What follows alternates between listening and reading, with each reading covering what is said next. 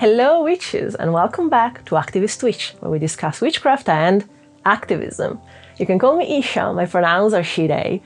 And this is a reintroduction, sort of, because this is 1 year on YouTube as Activist Witch. So I put it to the vote, and you told me you'd like to know how my practice has changed and evolved in a year.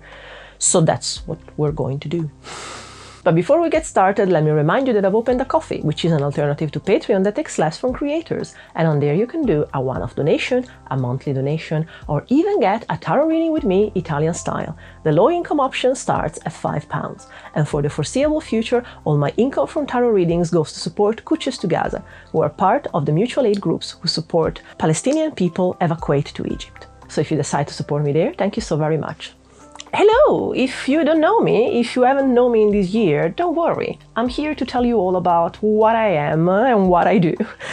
I go by Isha, the Activist Witch, here on YouTube and on Instagram.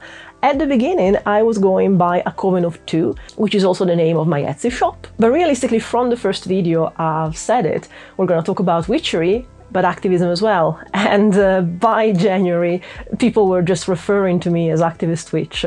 So I decided, you know what, it's if the shoe fits.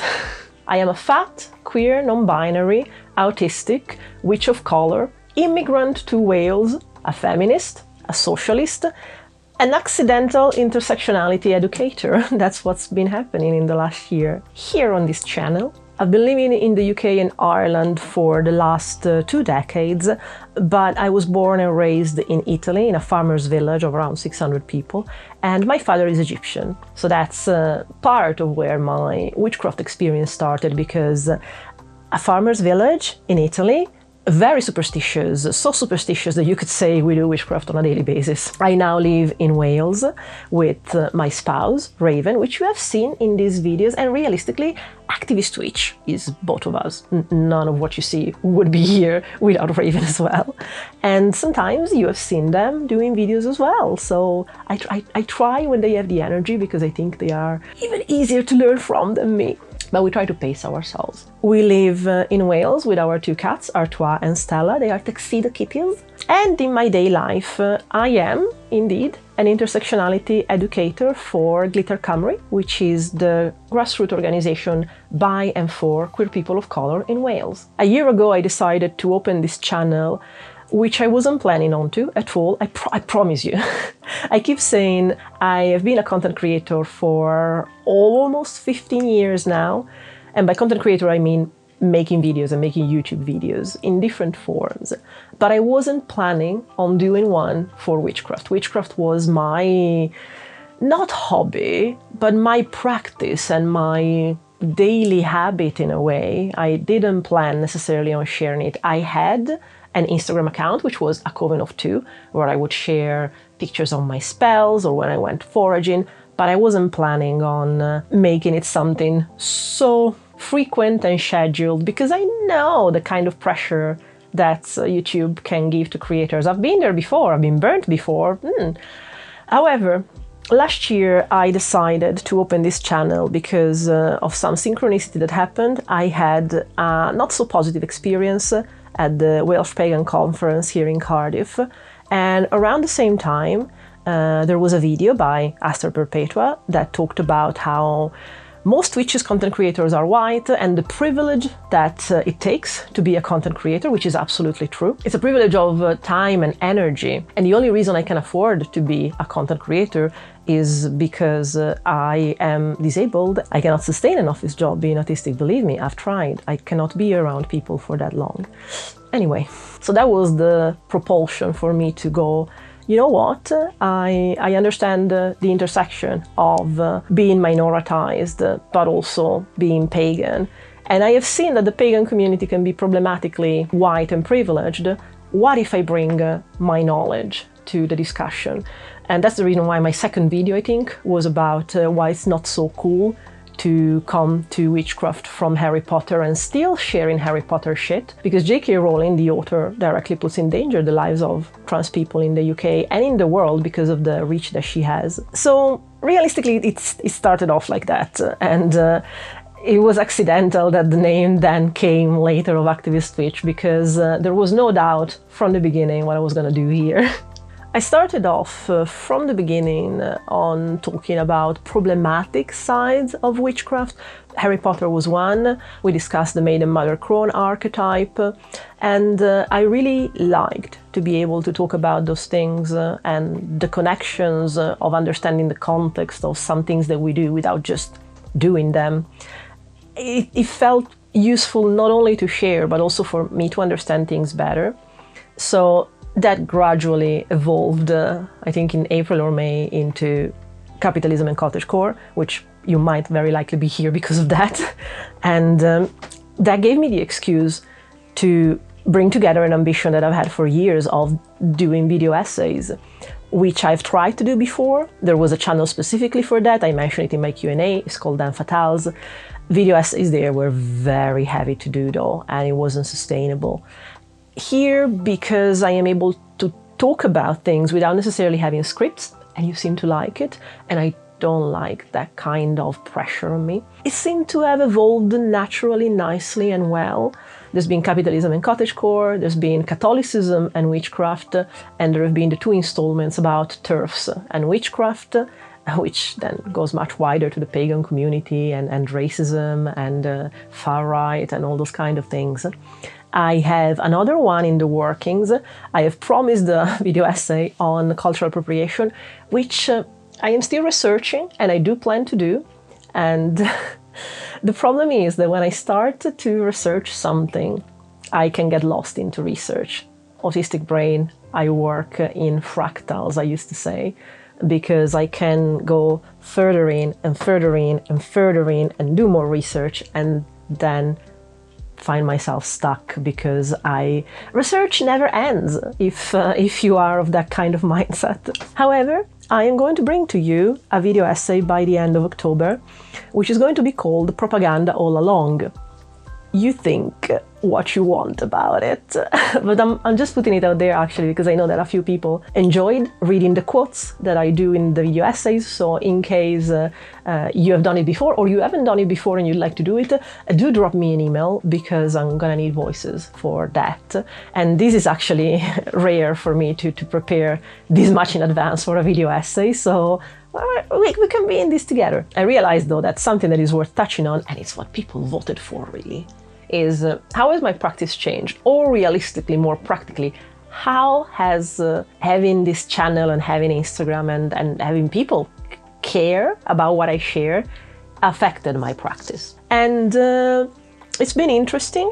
As I mentioned before, and it's still something that I struggle with, is to find a balance between wanting to share educational stuff that is on the activist side and then doing stuff that are witchy and be very open about that. I've done a few videos that are just witchy, like I've shared how I prepare a spell or the way that I approach the clairs, but it's always hard to bring both together for me. A lot of people have asked me for advice on doing activism spells, and I'll be honest, I still have trouble with that myself. I did a video that is called Shame, which is literally going into that, and to a degree, I still haven't figured that out. Because I explain it there, but being a marginalized person, I need to be very, very careful about my credibility and what can affect my credibility. And I think because of that, I lean a bit too much on the activism, therefore the research and books and ways that I educate people that I know I can bring receipts about, and witchcraft is hard to bring receipts about. But then again, I have stories of things that have happened to me that are kind of magnificent and I can't explain, and I think this is also the only place where I can talk about that. So that's why you have my videos about ancestors. And can I explain and prove that to you the way that I do with intersectionality? No. But it affects me just as much as things I learn about the world. So I hope that by sharing that kind of thing, it can also give you an idea of what you can get from this kind of alternative spirituality. Something that has definitely evolved and I got more a foothold on is my tarot practice. When I started, I was barely doing readings for myself. Fair enough, I was doing daily readings, but I never thought of braving into doing tarot readings for others until I was asked repeatedly, and then I started to do it for my friends, and they were peculiarly apt. I don't necessarily claim to divine with tarot, so to tell the future. I'm always very careful about the kind of question that you should ask tarot, and so I always try to ask and do spreads that give me hints on what can be done or what needs to be understood or what needs to be put into awareness rather than yes or no questions, because yes or no questions to tarot is genuinely expecting that the world is actually a film that we watch and that we don't interact with, and that's really not the case, especially when it's the future of you or the events that have to do with you. So it always needs to be, in my experience at least, a collaborative thing. So you ask the cards to tell you what can you do from your position to get somewhere you want to. At best, that's the best, that's as close to divine the future that I get. But there have been some experiences that I've had that cemented the idea that I need to give myself credit for some witchy things, despite how much of a skeptical witch I am. And it's weird because I have enormous amounts of respect for witches and witches on WitchTube and witches that I know that do magic. There's no other word to call it. I don't question ever their power, their ability to talk to spirits, the messages they receive. I never give myself the same credit and compassion to consider that anything is but a synapse that just fires in my brain. I never concede the same to myself, and that's something that I need to learn, and something that has taught me that this year about my ability with tarot is actually, I'll send you to the video. Vonnie from the channel The Vonniness had a tarot reading with me, and it was just a 4-card reading, so team and then 3 cards, and she did a review, and I invite you to see that, because I always tell myself the cards are archetypes, we can read them in any possible way. So really it's random, and I'm sure that we can interpret things. Again, skeptical witch at that. And then I did this read for her, and I picked one of the cards that I don't think can be read in a positive way. I know that there are books, readers that tell you, no, every card as a silver lining, as a positive. To me, the Three of Swords is that card that it doesn't. It's heartbreak. It's betrayal, it's fucked up. I don't get it often, and I'm very glad for that. I don't get it for myself, I don't get it for others, because I don't know how to read that in a positive way. But it was one of the cards that I picked for Vonnie, and I was grasping at straws, trying to find a way to turn it around. But that's also the thing. I never go back to read the interpretations that I gave of cards to people. But watching the video that Vonnie did about my reading made me realize,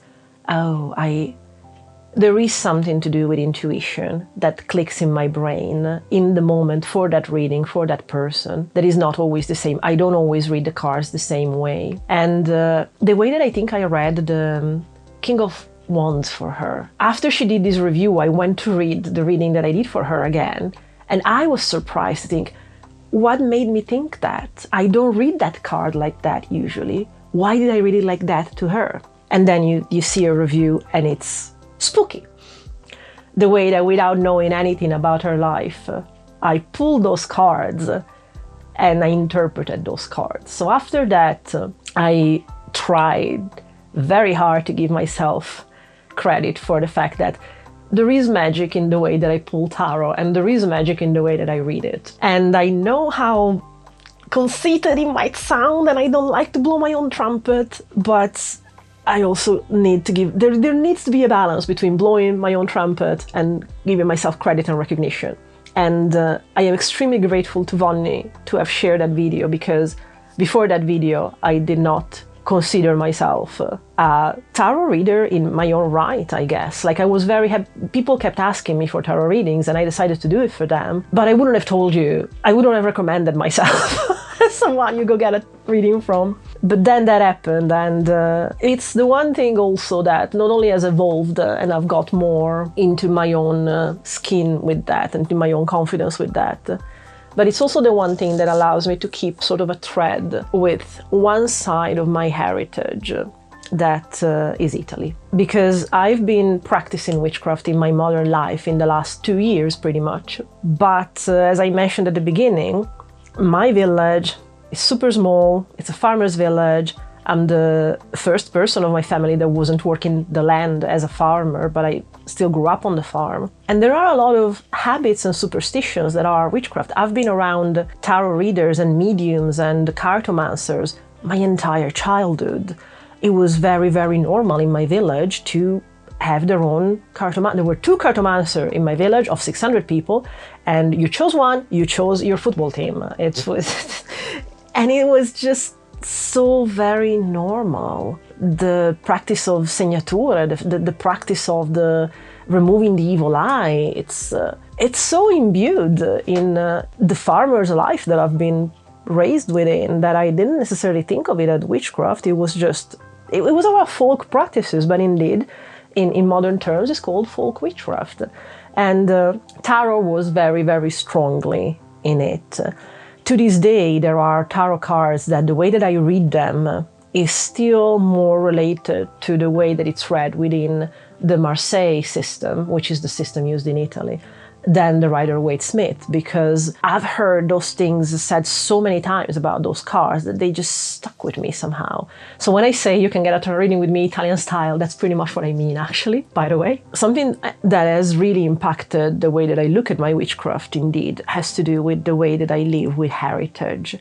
I mentioned before, ancestor practice was a way to recognize and appreciate my heritage again. Something that also I have learned in this last year is how important it can be to actually take responsibility not only for the place you come from, but for the place that you are in. Now, Wales is peculiar because it's a colonized country, because England colonized it for thousands of years. It's not quite as in the native situation that they have on America, in Turtle Island, but I kind of get the same grasp, the same feeling. By all means, I'm also an immigrant of color, so the way that you go and dig at responsibilities and privileges kind of different from white descendants of colonizers in the US. But there still needs to be a reflection on what brought me here and what do I owe to this land. And I have started to consider the fact that as much as my childhood and my knowledge and my understanding of folk practices come from Italy, I do not live in Italy. I haven't lived in Italy for 20 years. I will never live in Italy again. And the only thing that I bring of Italy with me is in myself. I left Italy for very valid reasons. I wouldn't go back. I would fight tooth and nail to not brought back to Italy. I couldn't survive in Italian society and modern culture because, again, there's this story about people don't perceive it, but Italy is very, very reactionary, is very conservative. The Vatican being there doesn't help. And I was talking to my psychologist, who is Italian, ironically, about the ambiguity, the way that cognitive dissonance is an intrinsic part of the culture in Italy. And that is the kind of thing that I could not live with. It was probably because being a mixed race child, the kind of treatment that I got was always second, third class. It was probably also due to my, at the time, undiagnosed autism, because I couldn't understand the subtleties of things. But yeah, Italy is part of me in a way, but it's not something that I ever mean to go back. And so I am very glad that through my practice I can honor my ancestors. But something that I'm starting is to honor the land where I will become an ancestor. Because Wales is my land. If you ask me, I am Welsh. I have become British in this country and I am Welsh. And the plants that I work with, the land, the things that I recognize are specific to Wales. And I kept feeling like I couldn't quite claim that because, oh, but I wasn't born here. But then again, I felt the same about Italy. I felt like everybody else that naturally was white and with both parents Italian could tell me if I was right or not because, oh, but it's their country. I have come to realize that the way that you respect and integrate and work with the land is what makes you of that land. And there's a duty of care. That's the difference between like appropriation then at that point and actually doing it in a nice and decent way. And it's the duty of care. And so I do not claim to understand or be part of Welsh witchcraft the way that Mara Starling is. I always look up to Mara. I always look up to learn more, humbly, and making always a point to go to her. She knows this stuff. But at the same time, I am starting to get more into the mindset of I am a custodian of this land as well now. It is my responsibility not only to work with it, but to understand it, and when I understood it enough, talk about it to people and give people ways to understand it the way that I did. So this is the reason why I don't talk often about the way that my practice is steeped in Welshness, because it's not for me to share yet. I'm not at a place where, oh, you can come to me and I'll tell you, no, go to Mara Starling, always for that. But I hope in time that even through the things that I learned from her two books, Welsh Witchcraft and Welsh Fairies now, which she was kind enough to actually share with me before it was published, because accidentally my artistic practice brought me to work and understand the magic of the land of Wales, the Italy Teg, the fairies of Wales. And so that's actually what brought me to want to more be integrated with the land. If you've seen my vlog from July, I talk about it when I'm in Betws-y-Coed in North Wales, and that was the reason why. So I'm definitely moving more into accepting the fact that I am a powerful witch. And I'm not saying that to blow my trumpet, I'm saying that to give credit to the inexplicable things that happen to me and that I make happen. That's definitely one part. The land of Wales is powerful. I will never stop saying the spell that I did in April, that I shared a full video about, by the way, that was done outdoors in Wales, still working to this day. So it's a powerful land, and it's worth giving it credit to, and it's worth learning about for me. So this is where my practice has mostly moved towards. I definitely am trying to get back not only into daily readings for myself, but to keep up with the readings that I do for people. I'm going to be at 2 markets this month, actually, because there is something that I learn every time. I've done once live readings, but I've learned so much from that experience that I wanted to do it again, because there is something about being in front of a person and seeing how the mind fires in front of cards, because I don't have time to think about it. And in that way, my intuition is really put on the spot. I've said things in readings that I've done live that I couldn't have thought I would have ever thought about. Something that surprised me was that I did a reading once and I noticed that there was a complete lack of wands. So I was like, you don't have the energy to do this. And I had never before read cards in absence rather than in presence. So it's that kind of thing. So that's something that I'm trying to push myself to do more, because I think tarot realistically is the most prominent part of my practice. My most potent spells included tarot. So I think tarot chose me rather than the other way around. That's mainly where my practice is. I'm studying and understanding about the land, and I hope to be able to understand more about how to integrate more my activism and my witchcraft. Change of battery. I also joined the Missing Witches Coven exactly to try and bring together more those two sides of activism and witchcraft. Amy and Risa do incredible work. They have 2 books and an Oracle deck. The Oracle deck is actually on my Etsy shop if you are in the UK. And I love what they do. I love Amy, I love Risa. Risa did my thoughts always. And that is also something that I hope will help me develop my practice more in the year to come. I'll actually leave links to their stuff down in the description below. Because again, I've seen, they're not the only ones that offer low income. They're the only ones that offer low income that is low enough for me to join. Like $10 in a year, I can spare, I can manage. But other options, I'm glad that they are there at all. As a witch on benefits and welfare, I need to be more mindful that some of the options that are given usually. But it's great that there are still options. And that's kind of why my low-income readings are as low as they are as well, which at times I've been told off because no, you need to give value to yourself, and I do, and that's why they are there at all. But I also know who I'm trying to do this for, and it's people like me. So if it's not accessible to me, why would I give it to you, basically? What I will try my best to do in the next coming year of Activist Twitch is to pace myself more. I know, I keep saying this, and that's true. It needs to be done.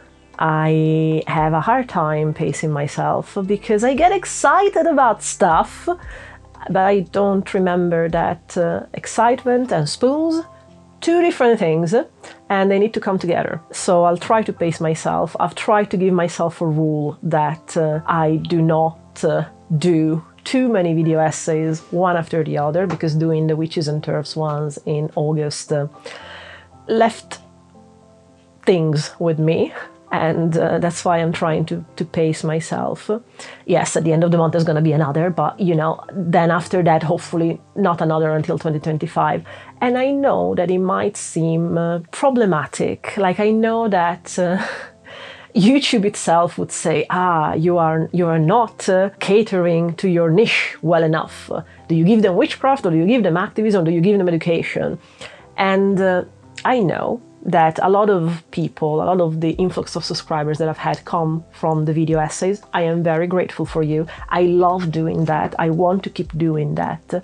That requires a lot of work and a lot of energy. I cannot do that every week. I will not do that every week. I will not do that every month, possibly. But I will try to always bring my thoughts and my reflections the same way. I think something that has gone wildly unnoticed, and it's fine, like, I don't mind, it doesn't need to always have those level of views. It's actually very consoling in a way that my video essays get thousands of views, and then my other videos are more chilly in terms of views, because having the pressure on me every time that thousands of people are gonna watch this, and so the quality, the things that I need to do, it's okay. I don't have that obsession of my next video needs to top my next video, needs to top my next video. Poor bottoms, think of the bottoms as well. Bottoms are great.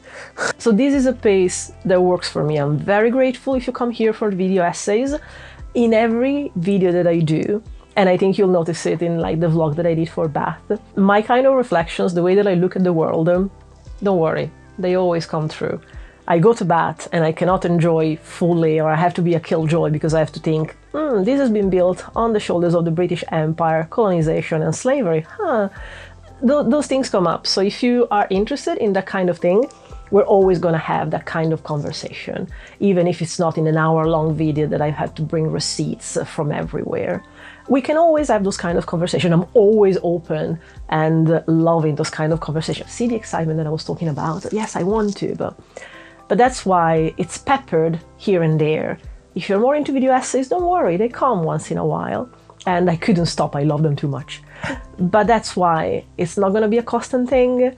And if you're here just for those, then it's going to be a bit more overweight. But in every single video that I do, my kind of beliefs come through. It's not by chance that what I say at the end is, I really hope that we can hex the patriarchy together. Because, yes, there's a need for it. But because those kind of things always come to mind. And I know that I'm in a position where I cannot afford not to think about these things because of the marginalization I come from. If you are not coming from those marginalizations, do not think that that privilege is something to be ashamed of, is something dirty.